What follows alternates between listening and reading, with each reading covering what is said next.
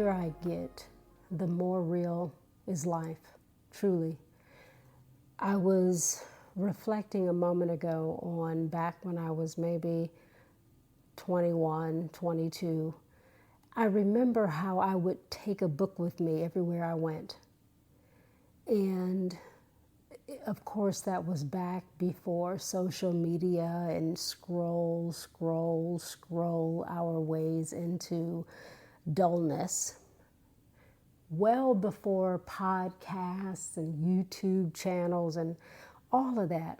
So I would take a book with me. And as I reflected on what I would read back then, Conversations with God, I remember that time in my life thinking about childhood and being raised Baptist, Christian, and that not really resonating with me, and being brave enough to explore, to see what else existed in the vastness of life. And that led me to the thought of death, and how back then, at that age and even prior, there was no thought of death for me. There was no concept of time in that way, because you're growing into becoming. You're leaving childhood and embarking. And so everything is brand new. And death was always out there somewhere. Not even in my day-to-day reality. Someone would pass away, of course, and then there would be the funeral and that moment. But again, that was out there or with someone else. It's interesting how with time, and of course with time is also with age, how things change. It's rare, if at all, that I do not think about death or the nature of impermanence every day. One, the nature of my work in palliative care definitely brings it to the fore. But even prior, I would just think about my mortality.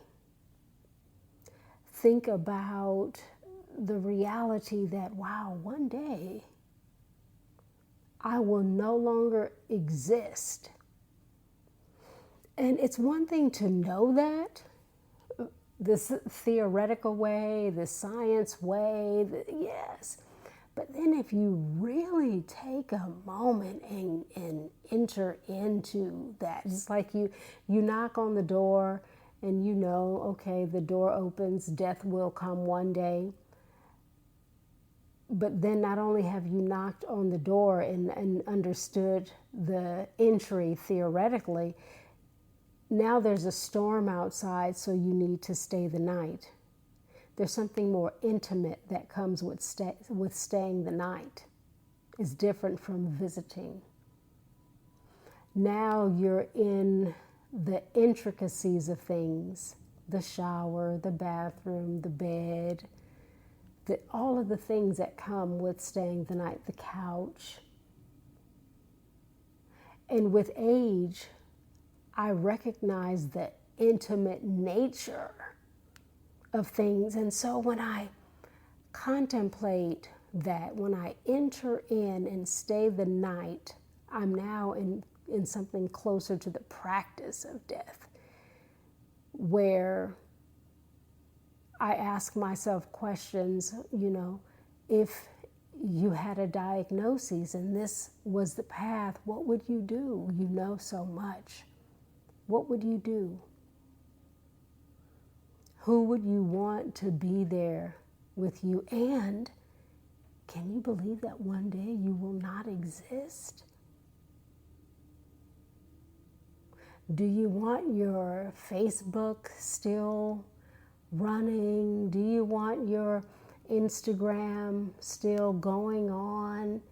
Because we don't think about these things, right? And if no one has the password, they're set up to just keep you alive forever. and yet you are not alive forever. These are the things that I think that I did not think in my early 20s. It wasn't until maybe my late 30s, mid 30s, that I began to really think about it. And the really becomes more pronounced now because I'm older now. I don't know when 51 came, but here it is. And in a blink, I will be 52. So I do think about the things that I did not think about then. And not only that, there's also the question, the inquiry, the exploration around, and so now what? There are fewer years ahead than behind.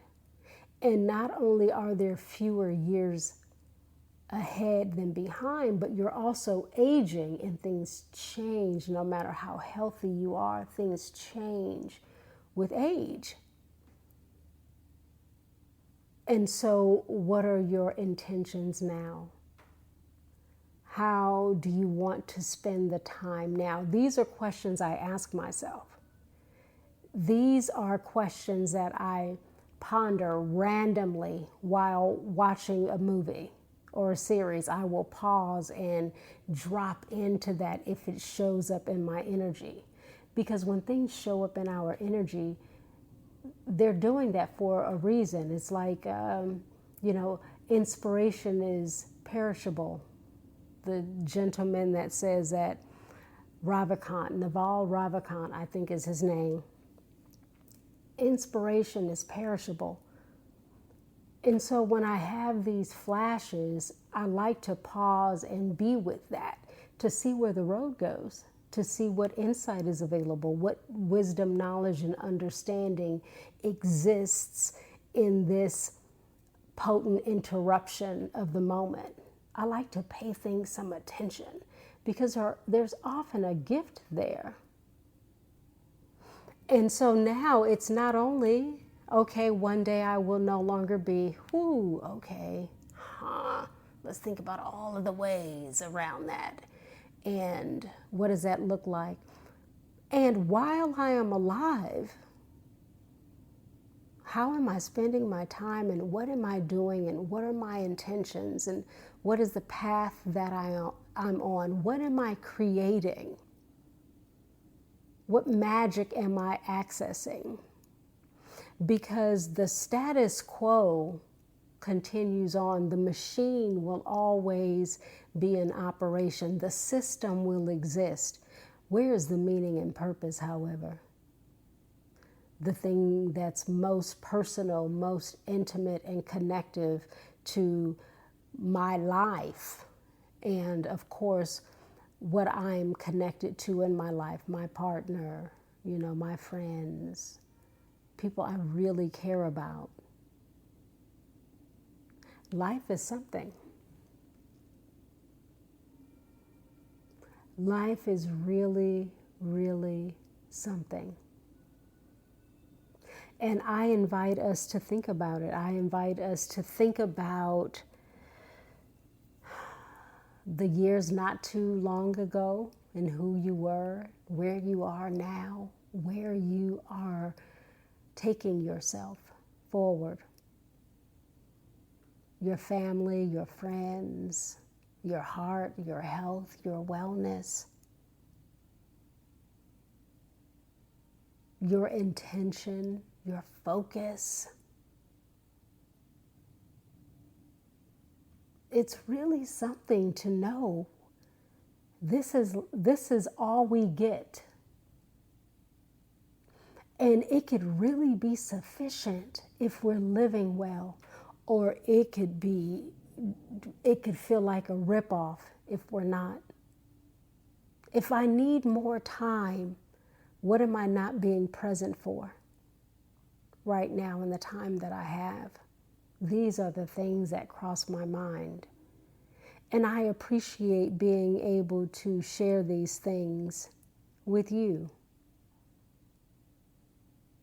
Thank you for listening. We all want to be heard.